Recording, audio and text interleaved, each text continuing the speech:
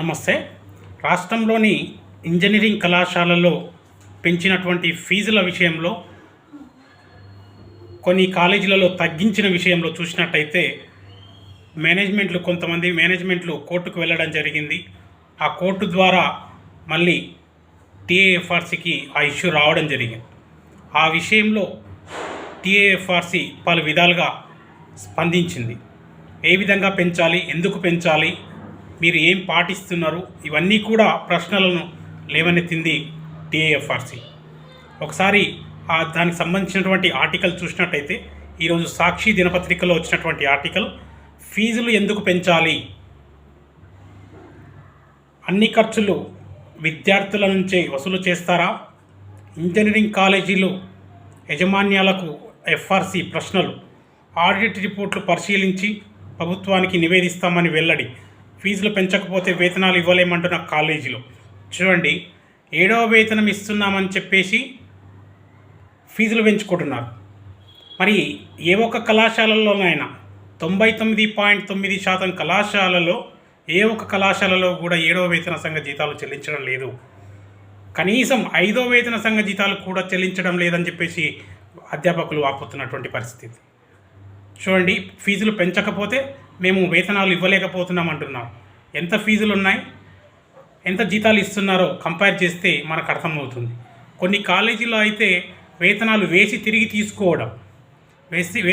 తీసుకోవడం, అందులో percentage 2%, 3%, 4%, maximum 5% వరకు కమిషన్లు ఇస్తూ వాళ్ళను వెళ్ళదీస్తూ వస్తున్నటువంటి కాలేజీలు చాలా ఉన్నాయి. అలాంటి పరిస్థితులలో మరి ఏ విధంగా వీళ్ళు విద్యను అందిస్తారు అనేది స్పష్టంగా మనకు అర్థమవుతుంది. ఒకసారి చూసినట్టయితే ఆర్టికల్లో, మీరు కోరినంత ఫీజులు ఎందుకు పెంచాలి, అన్ని ఖర్చులు విద్యార్థుల నుంచే వసూలు చేయడం సరైనదేనా, కాలేజీలో నాణ్యతా ప్రమాణాలు ఉన్నాయని చెప్పేందుకు ఆధారాలు ఏంటి, 3 ఏళ్లుగా కొత్తగా తీసుకొచ్చిన లైబ్రరీని ఎన్ని, ప్రైవేట్ ఇంజనీరింగ్ కాలేజీ యాజమాన్యాలకు రాష్ట్ర ఫీజుల నియంత్రణ కమిటీ చేసిన ప్రశ్నలు ఇవి. కోర్టు ఆదేశంతో కొన్ని ఇంజనీరింగ్ కాలేజీల ఫీజుల వ్యవహారంపై ఎఫ్ఆర్సీ సోమవారం విచారణ చేపట్టింది. తొలి రోజు 6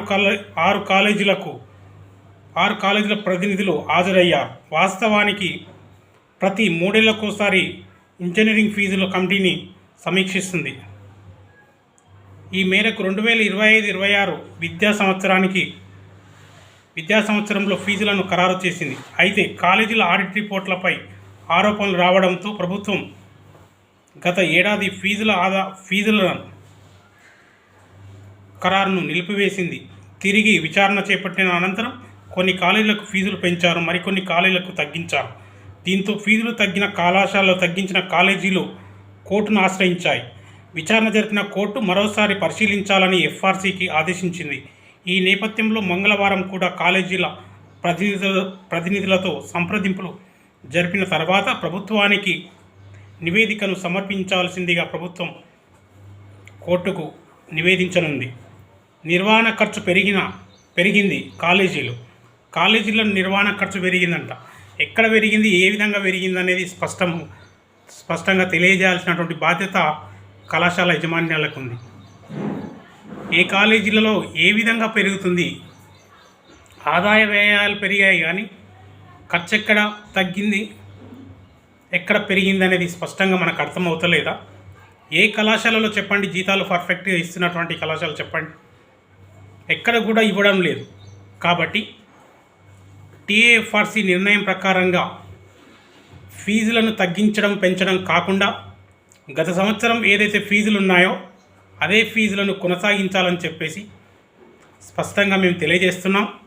ఇష్టానుసారంగా ఫీజులు పెంచి ఇష్టానుసారంగా తగ్గించడం సరైన విధానం కాదు అని చెప్పేసి కూడా తెలియజేస్తున్నాం.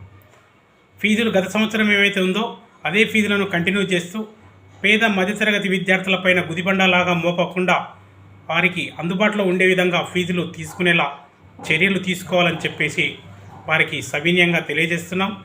రాష్ట్రంలో ఉన్నటువంటి ఇంజనీరింగ్ కళాశాలలో జరుగుతున్నటువంటి తంతు అంతా ఇంత కాదు, చాలా లోపాలు ఉన్నాయి. మరి ఆ లోపాలన్నింటినీ కూడా ప్రభుత్వానికి తెలుసు. మరి తెలిసి కూడా ప్రభుత్వం ఈ విధంగా ఫీజులు పెంచడం, ఏ విధంగా తగ్గించడం అనేది ఎందుకు నిర్ణయం తీసుకుందో కూడా అర్థం కానటువంటి పరిస్థితి. మరి తెలిసినప్పుడు ఆ విధమైనటువంటి ఫీజులు పెంచేది ఎందుకు, తగ్గించేది ఎందుకు అనేది కూడా ప్రభుత్వం ఒకసారి స్పష్టంగా వారికి వారే ప్రశ్న వేసుకుంటే బాగుంటుంది. ఏది ఏమైనా పేద మధ్యతరగతి విద్యార్థుల దృష్టి ఆలోచించి సరైనటువంటి నిర్ణయం తీసుకోవాలని చెప్పేసి తెలియజేస్తున్నాం.